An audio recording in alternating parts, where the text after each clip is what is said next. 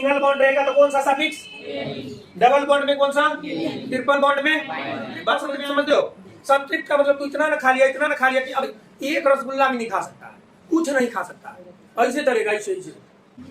चलिए आज हम लोग पढ़ेंगे यूपेक नोमेनक्लेचर ऑफ ऑर्गेनिक कंपाउंड्स।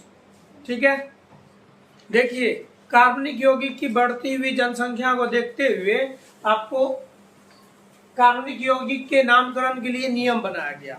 शुरुआती दौर में हमारे यहाँ कार्बनिक यौगिक बहुत कम मात्रा में था, तब उनका कौन सा नामकरण चलता था, साधारण। कौन सा, साधारण में क्या होता था कि या तो यौगिक का नाम उस साइंटिस्ट के नाम पर रख दिया या उस इंसान के नाम पर जो उनका खोज किए पहली बार, या नहीं तो जहां से यौगिक प्राप्त होता था, या नहीं तो जिस वस्तु से प्राप्त। जैसे कि अभी जो मिथेनोइक अम्ल है इसको फॉर्मिक एसिड कहा जाता है। क्या कहा जाता है, फॉर्मिक एसिड इसलिए कहा जाता है कि ये सबसे पहले लाल चिट्ठी में देखा गया। लाल चिट्ठी को ग्रीक भाषा में, ग्रीक में फॉर्मिकस कहा जाता है। क्या कहा जाता है, इसलिए फॉर्मिकस से प्राप्त होने वाले वस्तु को फॉर्मिक, वो एक अम्ल था इसलिए एसिड, फॉर्मिक एसिड। तो समझ में, यूपेक नोमेनक्लेचर में आपको prefix, word root plus suffix दिया जाता है ना। देखिए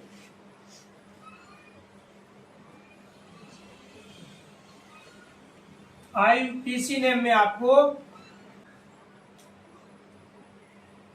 प्लस वर्ड रूट,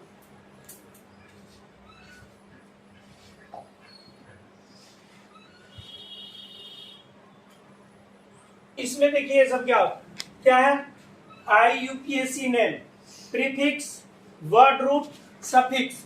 अब देखिए वर्ड रूट मुख्य रूप से होता है, ये जानना जरूरी है, प्रीफिक्स जो वर्ड रूट के पहले जोड़ा जाए, सफिक्स जो वर्ड रूट के बाद जोड़ा जाए। तो ये तो दिखने में भी लग रहा, प्रीफिक्स उस शब्द या शब्दांश को कहेंगे जो किसके पहले लगता हो, वर्ड रूट के बाद। सफिक्स किसको कहेंगे, जो वर्ड रूट के बाद। अब वर्ड रूट क्या होता है, सबसे पहले हम लोग उसको जान लेते हैं। ठीक है,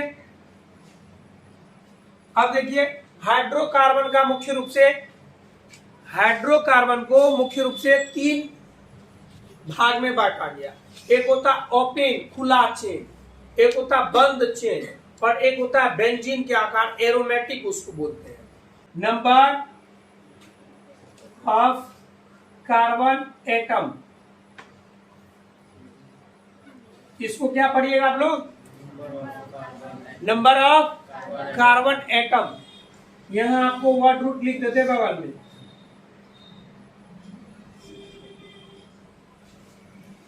वर्ड रूट। ठीक है, इसको याद रखना है, वर्ड रूट। देखिए अगर एक कार्बन हो, अगर आपके पास एक कार्बन का यौगिक हो तब उसका वर्ड रूट क्या होता है, मिथ। वर्ड रूट क्या होता है, अगर कार्बन 2 हो तो वर्ड रूट क्या होता है, 1। 3 वाले को 2, 4 कार्बन को ड्यूट, 5 कार्बन को 6 कार्बन को हेक्स, 7 कार्बन को हेक्स, 8 कार्बन को ऑक्ट, 9 को नॉन, 10 को। अब इससे आगे आपको लिखने की आवश्यकता नहीं है, 5 से इसी में टा लगाते चल जाइए, बस समझ में आया। 4 तक ही आपको याद रखना है, ये कहां तक याद रखना है, ऐसी ये संख्या है, ग्रीक संख्या। ठीक है ना, 1 को क्या कहते हैं ग्रीक में,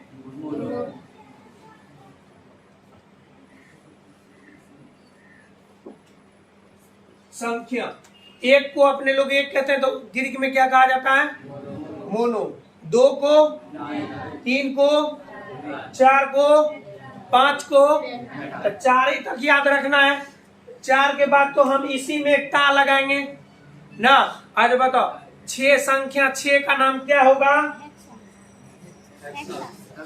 हेक्सा ना। संख्या 7 को क्या बोलेंगे, हेप्टा।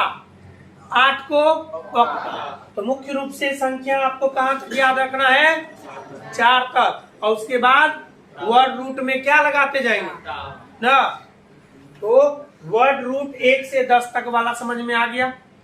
चलिए अब सिर्फ यहाँ हम अभी ओपन चेन का बात करेंगे, खुला चेन की जो वर्ड रूट है। अब देखिए वर्ड रूट क्या होता है।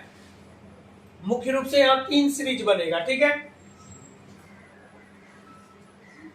देखिए ALK, ठीक है, यही आपका वर्ड रूट ALK। एल इसको क्या पढ़ेंगे? एल। वर्ड रूट आपका क्या है यहाँ? एल।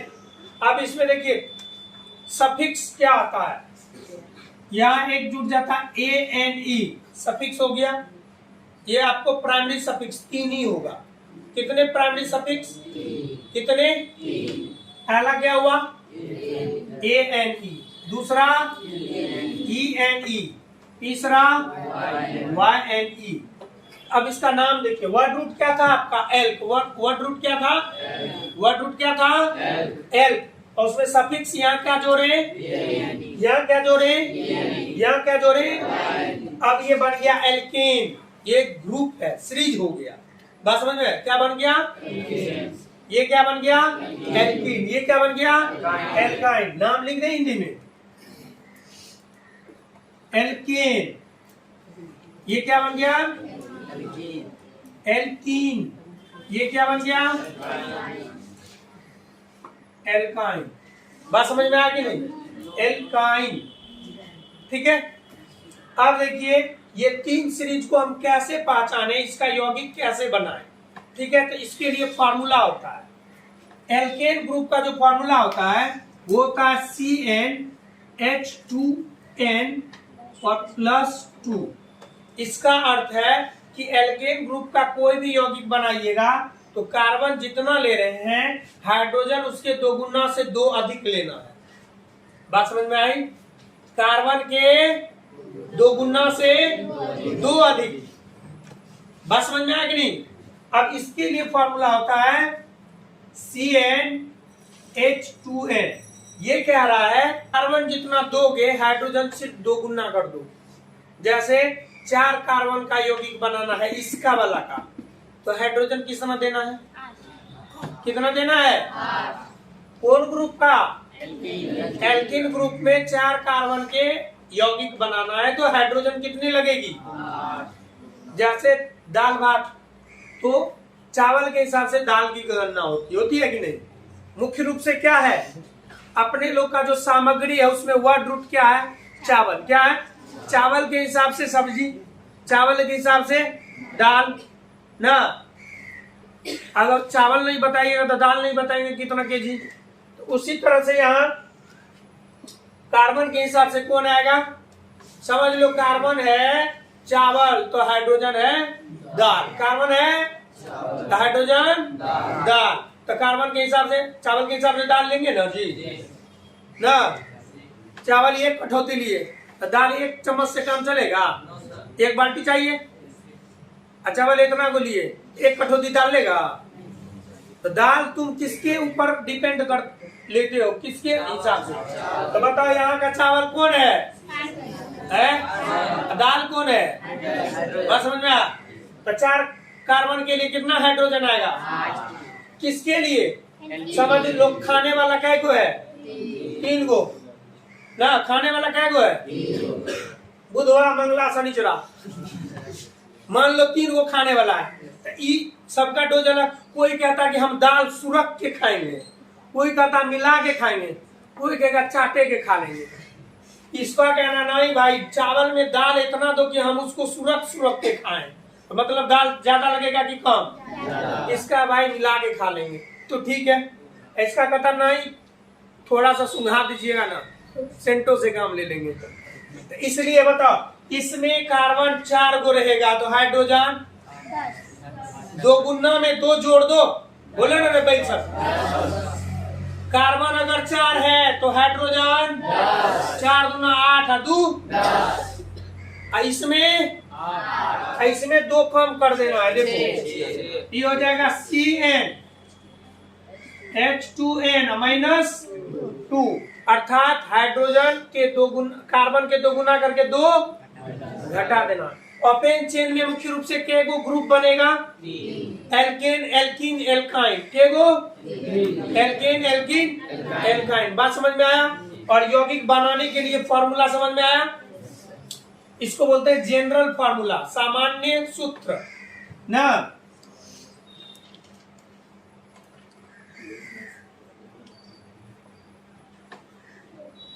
पता नहीं दिखता होगा। जनरल फॉर्मूला सबका समझ में आ गया। अब हम दो चार यौगिक बना करके उसका संरचना सूत्र, तो वर्ड रूट समझ में आया ना। अब देखो वर्ड रूट कैसे वहां से फिक्स यूज करते हैं। मान लेते हैं कि हम 4 कार्बन का यौगिक बना रहे हैं। कितने कार्बन का? 1 2 3 सबका बनेगा, ठीक है ना। तो 4 कार्बन का देख लो, तो 4 कार्बन लिए इसके लिए, एल्केन के लिए। तो बताओ एल्केन के लिए 4 कार्बन लिए तो हाइड्रोजन कितना लेना पड़ेगा? 10। देख लो यहाँ 2 गुना में 2 जोड़ दो, यहाँ हो जाएगा C4H10। बात समझ में आई? कितने कार्बन है? 4 कार्बन का वर्ड रूट देखो क्या है?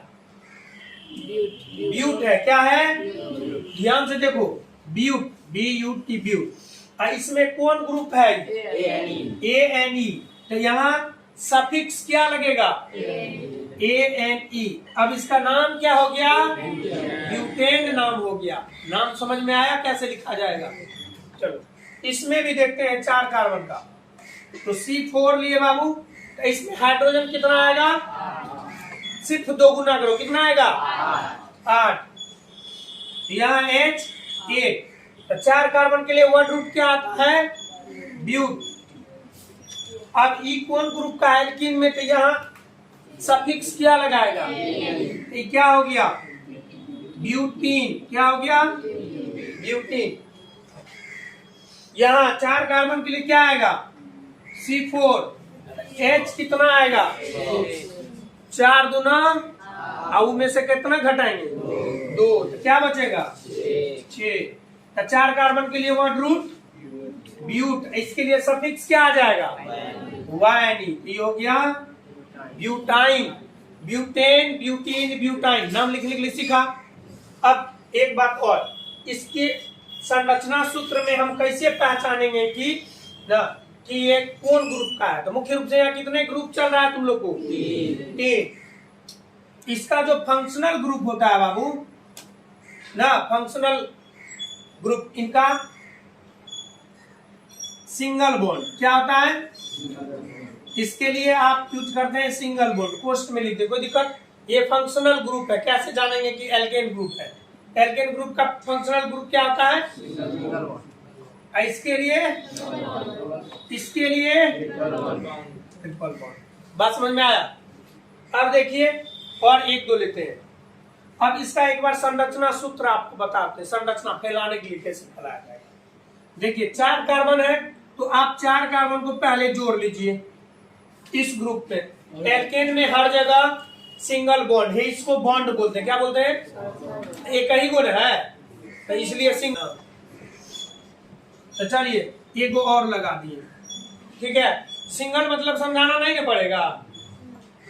अब इसमें हर जगह, एल्केन ग्रुप में हर जगह सिंगल बॉन्ड, लास्ट में 3 हाइड्रोजन और शुरू में 3 हाइड्रोजन, ठीक है।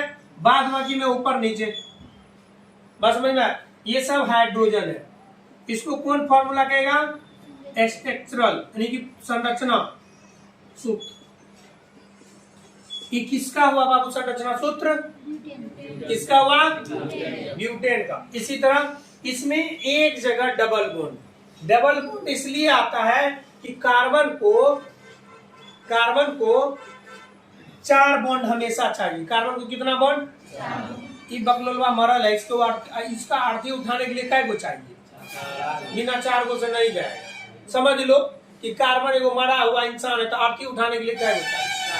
4 गो। अर्थात कार्बन को कितना बॉन्ड चाहिए? हमेशा 4 गो। अब देखो वो उसी को बैलेंस करने के लिए यहाँ दिक्कत हो जाता है। के को कार्बन दिए? 4 गो। अब इसमें क्या करना होगा? कहीं एक जगह डबल बॉन्ड लेना होगा। तुम इस बीच में कहीं भी डबल बॉन्ड दे सकते हो। तो हम मान लेते हैं कि यहां दे दिए, बात समझ में आया? ये डबल बॉन्ड यहां भी दे सकते हो, यहां भी। बात समझ में आ गई? अब याद रहे, कार्बन संरचना सूत्र बनाने वक्त कार्बन को 4 से ज्यादा बॉन्ड नहीं देना है, 4 से ज्यादा नहीं देना। अब देखो, एक, ये तो एक है, 2 3 1, इसको कै गो बॉन्ड अभी है बताओ? 2 गो यहाँ है, 1 गो यहाँ, कै गो है? अब कै गो चाहिए? एक हाइड्रोजन ऊपर लगाओ या नीचे लगाओ, कहीं भी तो। इसको कै गो है? 3 गो है, 2 1, 1 गो हाइड्रोजन और चाहिए, 1। इसको तो 1 गो है, 3 गो, 1 2 3। अब देखिए हाइड्रोजन गिन लीजिए, इसको 8 हो गया कि नहीं?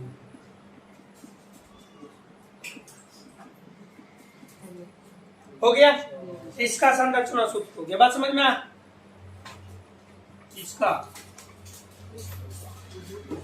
अब इसमें कहीं एक जगह आपको कौन सा बॉन्ड देना है? Triple bond. कहीं भी 1 2 3 3 जगह है, 3 में से कहीं भी डाल सकते हो। यहां हम ट्रिपल बॉन्ड डालेंगे। अब बीच वाला हाइड्रोजन को देखो कि 3 बॉन्ड ये है, 1 ये, इसको क्या गो बॉन्ड है? अर्थात इसका तो राम नाम सत है, इसका भी सत है, लेकिन इसका गत बाकी अभी।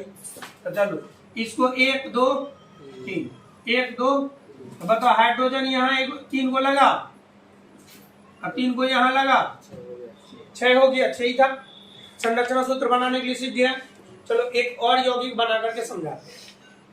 तो इसमें देखो, ये त्रिप्स, लिए इसको कहा गया संतृप्त हाइड्रोकार्बन। ये कौन सा हाइड्रोकार्बन है? संतृप्त, सैचुरेटेड हाइड्रोकार्बन। ये असंतृप्त, इनका बॉन्ड से पेट नहीं भरता है, चुरा लेता है, इनका तो और नहीं भरता है, इसलिए इन दोनों को क्या कहा गया? असंतृप्त हाइड्रोकार्बन। बोलो, असंतृप्त हाइड्रोकार्बन कौन कौन है? एल्कीन और एल्काइन। कौन कार्बन हुआ? हाइड्रोकार्बन। असंतृप्त, असंतृप्त मतलब जिसका पेट नहीं भरा हो। संतृप्त और असंतृप्त समझते हो? संतृप्त का मतलब तू इतना न खा लिया, इतना न खा लिया कि अब एक रसगुल्ला भी नहीं खा सकता है, कुछ नहीं खा सकता है, ऐसे चलेगा, ऐसे ऐसे। इसको कौन अवस्था कहेगा? असंतृप्त का मतलब हुआ कि तुम खाने लायक हो। तो चलो असंतृप्त, क्योंकि इसको देखो, बॉन्ड पूरा हाइड्रोजन से पूरा हुआ, इनका पेट हाइड्रोजन से भरता है नहीं ना, थोड़ा पानी डाल के भरना पड़ा। इसका तो और नहीं भर रहा है, लेकिन इसका हाइड्रोजन से पेट भर गया ना जी। इसको आप और कुछ बॉन्ड देंगे, डबल ट्रिपल, तो लेगा ये? गलत हो जाएगा। लेकिन इसमें ले रहा है, इसमें भी ले रहा है, इसलिए इसको, इस ग्रुप को क्या कहा जाएगा? क्या कहा जाएगा?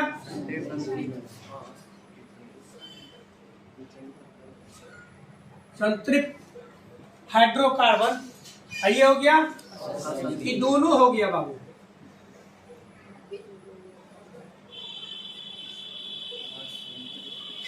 असंतृप्त हो गया, ये भी हो गया असंतृप्त, ये भी हो गया असंतृप्त का 2 हो गया, ठीक है ना।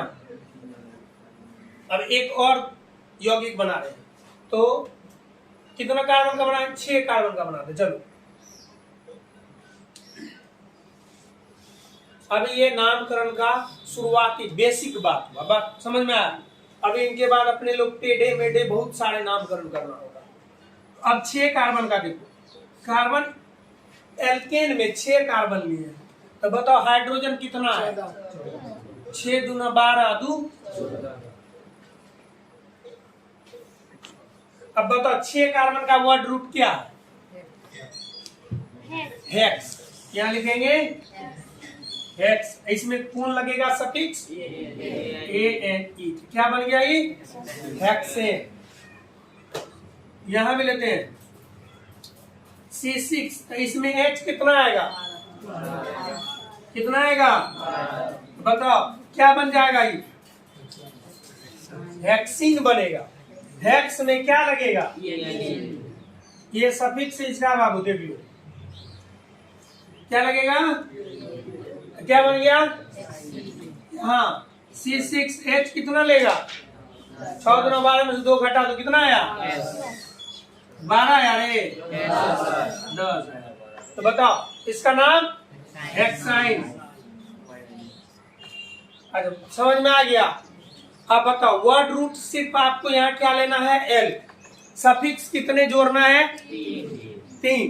कितने सफिक्स, तो सिंगल बॉन्ड रहेगा तो कौन सा सफिक्स, डबल बॉन्ड में कौन सा, ट्रिपल बॉन्ड में। बात समझ में आया। अब आपको थोड़ा मेन चेन में ये नामकरण का शुरुआती, तो चलिए 2 मिनट दिए, इसको लिखिए। चलिए देखिए, एक YL सफिक्स लगता है, एल्काइल ग्रुप कहते हैं, ठीक है, क्या है। अब एल्काइल कैसे बनता है वो ध्यान देखिए। एल्केन, क्या लिखे ये, एल्केन से एक हाइड्रोजन निकालने से एल्काइल बन जाता है। क्या बन जाता है, माइनस करना है एक हाइड्रोजन। देखिए एल का है, एल का है, एक हाइड्रोजन निकला, ANE हट करके वहां आ जाएगा YL। क्या आ गया, ANE की जगह क्या आ गया, क्या बन गया, एल्काइल। हिंदी में एल्कील बोलते हैं, हिंदी में क्या बोलते हैं, एल्कील। बस समझ में आया। अब इसका जो संकेत है सूचित किया जाता है R से। किससे सूचित किया जाता है, R से। एल्काइल ग्रुप का संकेत क्या है, R ग्रुप। R लगा हो तो समझो इसके पीछे का। अब कुछ एग्जांपल लेते हैं, देखिए कैसे होता है ये। जैसे है CH4, इसका नाम है बाबू मीथेन। क्या नाम इसका, इससे हम एक हाइड्रोजन निकाल दिए, तो बताओ 4 को हाइड्रोजन में से एक को चल गया तो कितना बच गया, CH। अब यहाँ ANE की जगह क्या आ जाएगा, क्या बन गया, मिथाइल। में आ रही है 2 कार्बन को C2H, C2H कितना होगा एल्केन से, एल्केन का बात चल रहा है। अब एल्कीन में से एल्काइन में से नहीं होगा, सिर्फ एल्केन ग्रुप से एक हाइड्रोजन निकालने से क्या प्राप्त होगा, एल्काइल। ये क्या है, एल्केन। हमें क्या प्राप्त होता है, बस समझ में आया, एल्काइल प्राप्त होता है। तो एल्केन में 2 कार्बन का कितना होगा, 2 दूना 4, 6 होगा। इसका नाम क्या होगा, 2 कार्बन को इथ बोलते हैं, क्या बोलते हैं, इथेन हो जाएगा, इथेन। अब इससे एक हाइड्रोजन निकाल दिए, तो कितना हाइड्रोजन बच गया, C2H5। तो इसका नाम, क्या बात समझ में आया। एल्केन से एक हाइड्रोजन निकालेंगे तो वो किस ग्रुप में जाएगा, बोलो ना रे। अभी पूछताछ शुरू करे रे, कौन ग्रुप में जाएगा, देखो ये यूपीए के नाम में साइड चेन के रूप में रहता है। साइड चेन समझते हो, एगो मेन एक्टर होता है, एगो साइड एक्टर होता है, समझते हो। तो उसी तरह जब हम लोग इसमें एगो मेन चेन पैरेंट चेन बोलते हैं PC, एगो होता साइड चेन SC। तो ये एल्काइल किस चेन के रूप में रहेगा, साइड चेन। किस चेन के रूप में, ये किस चेन के रूप में, मेन चेन या पैरेंट चेन। किस चेन में, बात समझ में आया। अच्छा ये बोलो एल्काइल का निर्माण, मतलब एल्काइल का कैसे बनेगा, समझ में आ गया।